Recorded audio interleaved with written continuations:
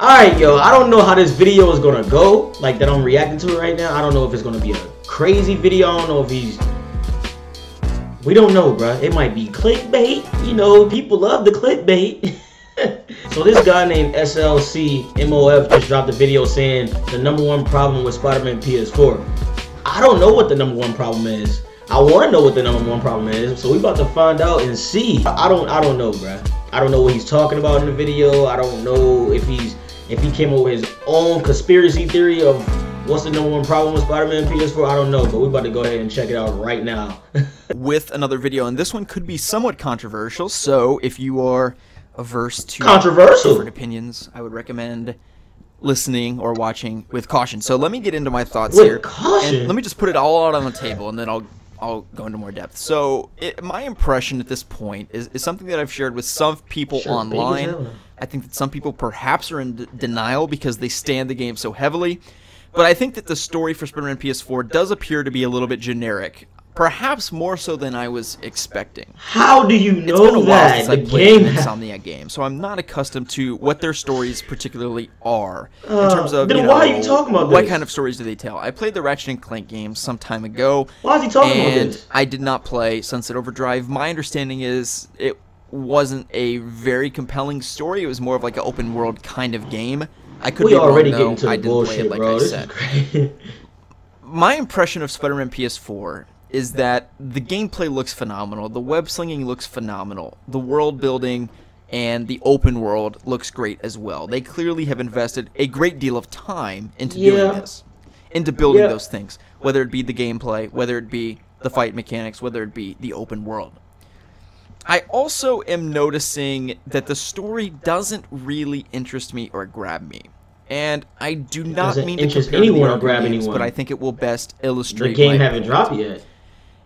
And the thing about this is, we can't know for sure until the game comes out. But I'm just talking in regards to my excitement for the story. So why are you... And let's go back to 2015, leading up to the release of Batman Arkham Knight in June of 2015. The main reason I was so excited for this game was not the gameplay. It was, to some degree, the open world, and to some degree, the Batmobile mechanics. So that was really exciting, because we were going to get the Batmobile for the very first time.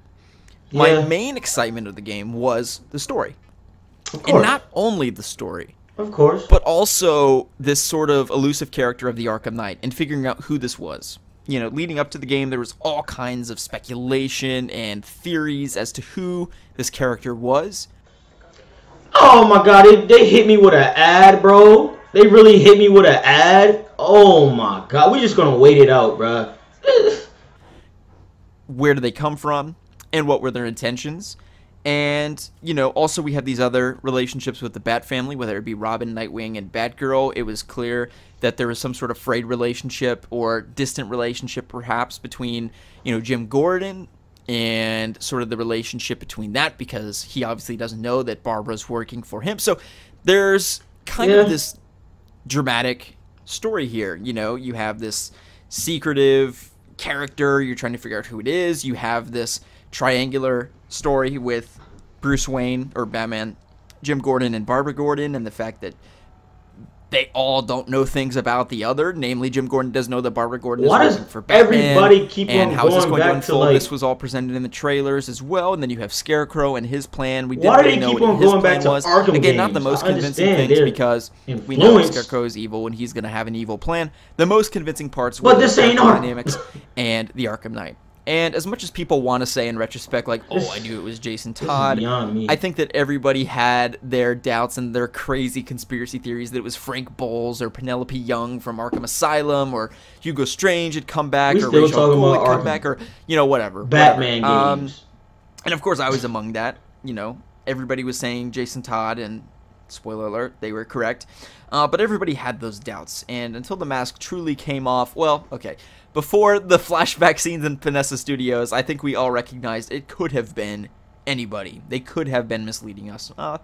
They were not, but anyway. So my point is, those were the things that really made me excited and really wanted me to go to the midnight launch of that game on the 22nd of June and pick up the game and play the story all night, chug Gamma, and just play as much of the game as possible. I did crash at 5 a.m., but I finished it the next morning. So, with that being said, I'm just going to say that the story for Spider-Man PS4 is not really grabbing me at this moment. There's not that thing that is because really we don't know the story making me drawn to the story.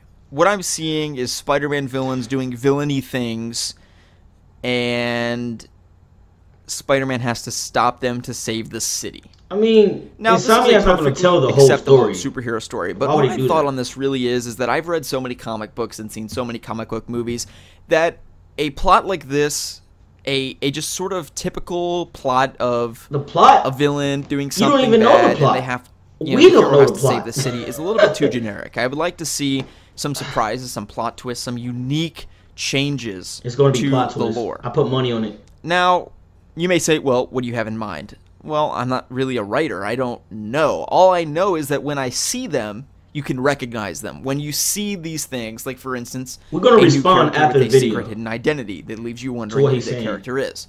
That could be one thing. It could be some, character drama on the back end between the allies of the hero, which was present in Arkham Knight as well. It could be something to that effect. It could be a change in how a character functions. For instance, Norman Osborn as mayor, introducing Peter Parker perhaps as a political figure competing against him, maybe, let's say. Or something to that effect. Some new aspect that really gets me excited. Introduce a political aspect to the story. It doesn't seem that they're going that way, though. It seems that Norman Osborn is the mayor. He's evil. He's doing evil things. And the Sinister Six, they're evil and doing evil things. That's what the Sinister Six does, bro. The story, it seems interesting enough. It seems that the boss fights are going to be good.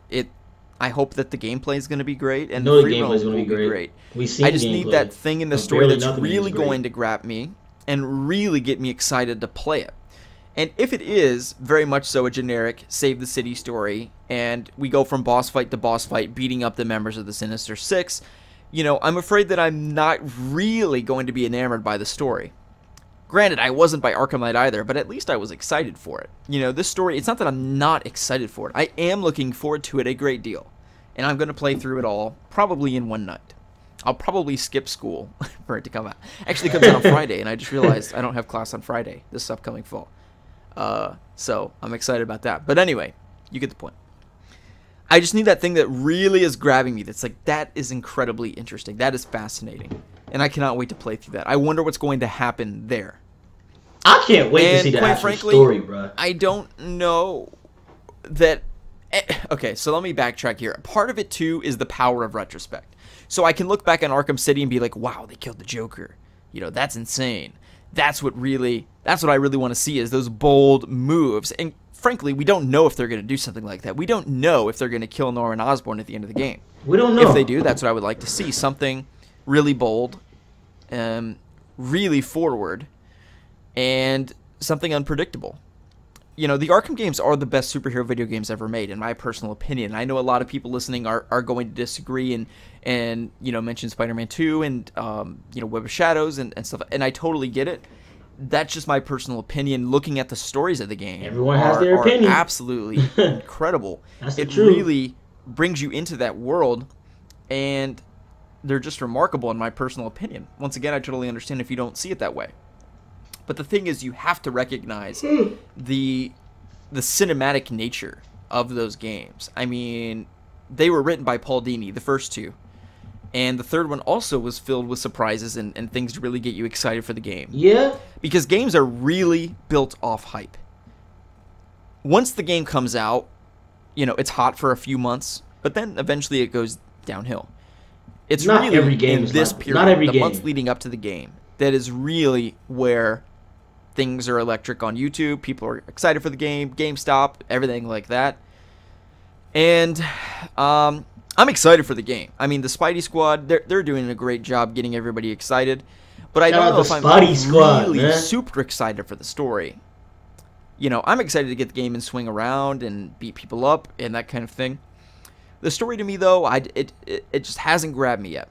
I'm waiting for it to happen. I'm waiting for that trailer to come out, and I was really hopeful that it would happen after they released the Comic-Con trailer, or the whatever. Maybe it was a few weeks ago. I think it was. Anyway, the recent trailer that they dropped. And I was really hoping that it was just gonna grab me, and it was gonna be like, wow, I cannot believe they're doing that with the story. I cannot believe that this is what the villains want to accomplish, or this is what Peter Parker has to do, or this aspect of his life is being highlighted. It's gonna be lit, and bro. That's frankly, all I gotta say. I didn't see that. I saw Norman Osborn is the mayor, which we knew from the very first trailer we saw, where it said Norman Osborn, mayor for re-election. And the Sinister Six are trying to beat up Spider-Man and do bad things and like they're gonna say terrorize that the city because they're not gonna tell you the whole story, bro. That's not gonna. In other words, every Spider-Man comic since the '60s, with a little bit less layers and I'm just waiting for that thing to grab me. I hope that they can give it to me, and I hope the story really is drawn out. Trust me, bro. Now, the story was constructed by Dan Slott to some degree. Dan Slott is a phenomenal writer. He wrote, Renew Your Vows, which is one of my favorite Spider-Man runs of all time, which includes Mary Jane Watson, and Mary Jane is going to be in the game.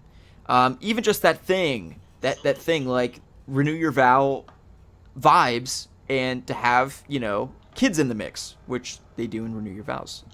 To have their daughter, Spider-Girl, and stuff like that. And to go that route, which they've not done. So we'll just have to wait and see.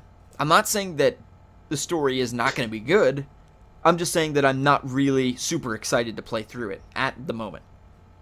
And I'm waiting for that thing to get me really excited for it. But if not, we'll be playing it on September 7th anyway, of course. That's all I gotta say. You have to find out your thoughts in the comment section below. What are your thoughts on Spider-Man PS4's story? Hope you guys have enjoyed the video. If you did, give it a thumbs up. My name is Slickmoff. I'll see you guys in the next one. Hey, shout out to him, bro. Definitely. Great video. I'll give it to you. That was a great video. But listen, bro. You gotta listen. Of course, we all don't know what the story is gonna be like. You know what I'm saying? So you can't expect him to just give us mad information about the story. They still hiding mad information. Like Insomniac is still hiding a lot of information about the game. They're gonna give us more information really soon. I think like this week they're going to. So yeah, you just gotta stay tuned, bro. I can see where he's coming from because he don't know the story, nobody knows the story. But at the same time, you can't say you dislike it or you're not looking forward to it because we still don't know how it's gonna go. We don't know how it's gonna go, bro. But yeah, man, if y'all want more reaction videos, more gaming videos, more streams in general, more of everything, more giveaways, all of that, bro, definitely like this video, subscribe to the channel if you're new.